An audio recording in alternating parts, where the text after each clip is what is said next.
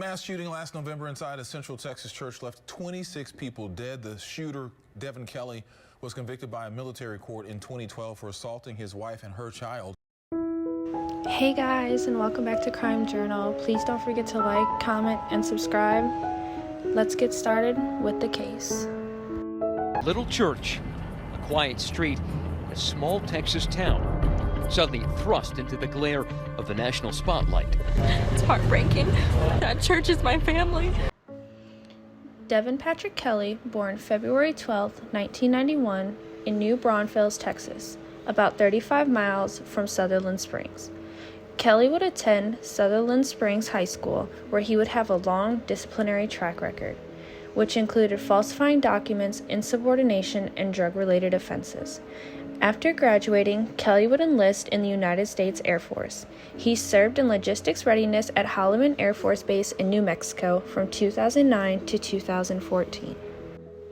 In 2012, Kelly was caught sneaking weapons onto the Holloman Air Force Base, and at that same time, Kelly would be recalled making self-harm comments to a coworker. He would then be sent to Peak Behavioral Health Services. In June, Kelly would escape, later being apprehended 10 miles away at a bus terminal in El Paso, Texas. Later in October, Kelly would be arrested and charged with assaulting his girlfriend and fracturing his stepson's skull. Kelly and his wife would get a divorce shortly after the incident. Kelly was brought before a general court-martial on 4 charges of assaulting his wife, aggravated assault on his stepson, and 2 charges of pointing a loaded gun at his then-wife. Kelly was sentenced to 12 months of confinement and a reduction in rank to Airman Basic. He appealed his case, which was later denied. In 2014, Kelly would be dismissed from the Air Force with a bad conduct discharge. After Kelly's release, he would return to New Braunfels, where he would live in a converted barn on his parents' property. A short while after, a 2013 statement would come from a woman who said she was Kelly's previous girlfriend and said that Kelly had previously raped and assaulted her. No charges would be placed against Kelly. The case would become inactive because the victim did not respond to 4 or more attempted follow-up calls and messages from a sheriff's department detective. On April 4, 2014, Kelly would then marry again and move with his wife to Colorado Springs, Colorado. Shortly after moving in August, Kelly would be arrested for misdemeanor cruelty to animals after he beat his malnourished husky. Charges would be dropped after completing his probation. From May to June, Kelly would attend First Baptist Church in Kingsville, Texas. He would volunteer for the vocational Bible study. Later, Kelly would stop volunteering and start posting online, being vocal that he was anti-religious and would express his interest in church shootings. Kelly would move back to his parents' house.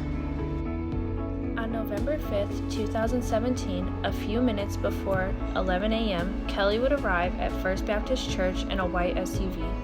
About 20 minutes later, Kelly would step out of his white SUV wearing all black tactical gear while waving around an AR-15. He would approach the church from the right side, killing 2 individuals standing outside of the church. Then Kelly would enter through the door on the right-hand side of the building. When through the door, he would open fire on the church members who were attending the normal Sunday service. While inside, Kelly screamed, "Everybody will die," as he walked up and down the aisles opening fire.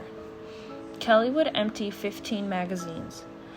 As Kelly would walk out of the church, he would exchange fire with a local resident and former firearms instructor, Stephen Williford. Williford would be across the street from the church, where he would then shoot Kelly twice with his AR-15, hitting him in his leg and upper torso. Kelly would then drop his firearm after being struck and hop in his white Ford Explorer and attempt to flee the scene. Williford and another neighbor would then hop in their truck to follow Kelly.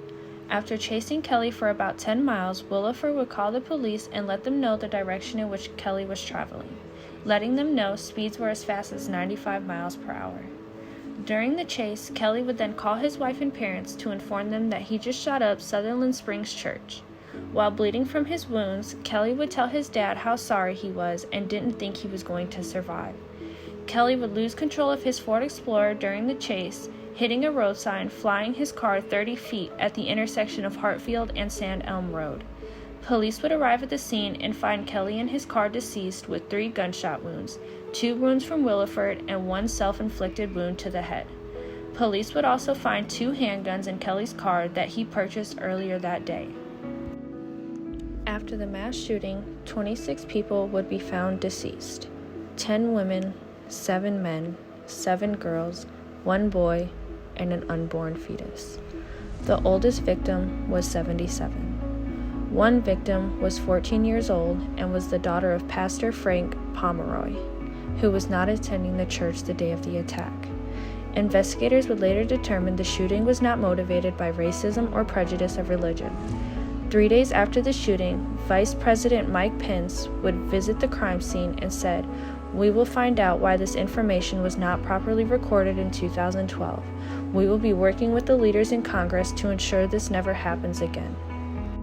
In 2018, the family of a couple that was murdered during the mass shooting sued the United States Air Force and the Department of Defense, alleging that they were negligent in reporting Kelly's criminal history, which have prevented Kelly from ever purchasing a firearm.